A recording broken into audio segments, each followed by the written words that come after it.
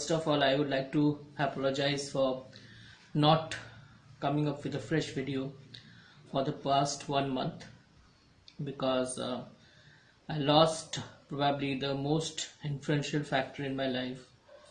My mother breathed her last on the 14th of January. Um, there is grief, there is sorrow, but I feel it's high time for me to move on and continue with my channel because she was the prime reason behind this channel. She inspired me to make this channel. She always thought I have it in me to present my views on books and films. In fact, the very reason I started reading books and watching films, good films, was her. She had very good taste in books and music. So, without further ado, I would like to move ahead with my film review video. So, welcome to my channel once again, and this time I'll be regular because all the videos will be a tribute to my mother.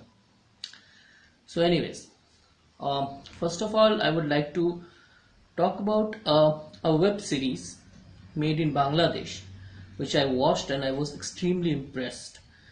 The series name is Taqdeer, and it's streaming on a Bengali web series platform called Hoichoi, which is from Kolkata, but the series is entirely made in Bangladesh, as in the cast and the crew are from Bangladesh. So I didn't have much idea about Bangladeshi web series before that. I did watch a few of their seminal films which they have made recently, and I was pleasantly surprised by the technical aspects, by their performances, and I was extremely impressed by some of their actors like Chanchal Chaudhary, Musharraf Karim, etc. So when I started watching Taqdeer, I had some trepidation in my mind because I was, as I said, I was pretty new to the web series format of Bangladesh film industry. But I must say, it just blew my mind. It's dark, it's realistic, and it's a far better, or I dare say far more technically sound web series than the web series which are churned out in Bengal, in West Bengal. Uh, I mean, on paper the story sounds very simple. It's about a guy who drives a hearse for. He's a Muslim man. His name is Taqdeer. He drives a hearse and he carries dead bodies, and he stays there until and unless the corpse is buried in the Kabristan, and that's about it. But one day what happens is that while he also kind of sells fish and fish eggs and prawns in the same car with the freezer, and one day while transporting the fish and prawns, he discovers a corpse totally unknown to him in that house, and then he gets a call where the guy says that you'll have to give this corpse to me. It's with you. I tell you when to give it to me. So what happens after that? How it turns his life upside down, completely topsy-turvy, forms the rest of the series. So as I said, it's a pretty straightforward story on paper, but the kind of twists and turns and the kind of different aspects of the politics, of real estate scams, of fearless journalism, of yellow journalism, all of them, the way they get amalgamated into the script, deserve a huge round of applause from everyone, I guess. It has it also tells kind of subtly tells you about the human frailties in the character human character frailties, the faults in us, how we become frail and weak in certain situations, and we forget the most important aspect which makes us a human being, that is the humanity, quote unquote. And it's very dark and grim in its treatment, but it also has liberal dosage of humor. But I admit that that humor might not be comprehensible to those people who are not familiar with the Bengali language and also the dialect, the Bangladeshi dialect, which is called Bangal. Uh, in, in, in, in some parts of Bangladesh, there are different accents which have been used actually in the whole course of the series. But still, if any subtitled version is available, please do watch this series. It will definitely impress you. It will also make you believe that there are really good web series uh, outside the Indian outside India, within the Indian subcontinent. After watching this web series, I am also planning to watch some web series made in Sri Lanka, Pakistan. If they are made, I don't know about the platform or anything. But if this is the quality of the web series, I am definitely looking forward to watching quite a few of them. Now, coming to the performances, Chanchal Chaudhary, as I was just mentioning in the earlier part of this video, that he's one of the best actors they have in Bangladesh. I have seen his performance in a Prosenjit movie called Moner Manush, highly acclaimed, awarded at Goa Film Festival, the Indian International Film Festival, and he had a small role there, but he impressed me then only. Then I watched a proper Bangladeshi production film called Aina Baji, which is a huge hit in Bangladesh, I have been told, and it had a unique concept, and he was just mind blowing in that. He's equally mind blowing in this film as well. Besides him, there is a guy called Sohail who is playing Montu. I mean, a friend all of us would like to have in our course of life. Um, he is brilliant as Montu, and then uh, there are other characters also. There's a lady called Preeti who has played the fearless journalist turned into a corpse. She, whatever screen time she has got, she has just rocked it, in my opinion. And even the other, like me Rabiz, there's a very senior actor in Bangladesh as as one of the antagonists. He's also very good. There's a guy called Partho Borua. He's an extremely well-known actor in Bangladesh. He was there in Aina Baji, so I could identify him. A Bengali Buddhist person. He's just amazing as a hitman. He kind of reminded me of Bob Biswas somehow. Maybe the director was also inspired from the character of Bob Biswas in Kahani.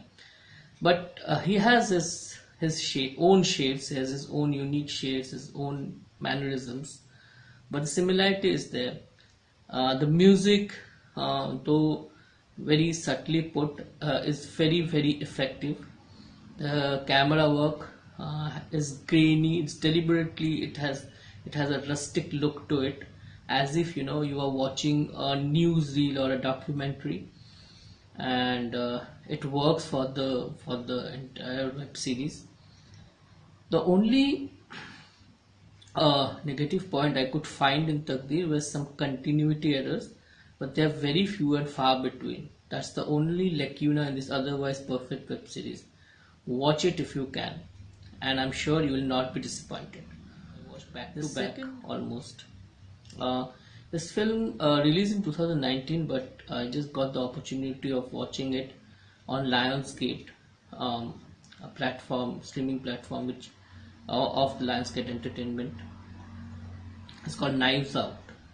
Uh, Most of you must have seen it. I just saw it for the first time, and this is my take on the film.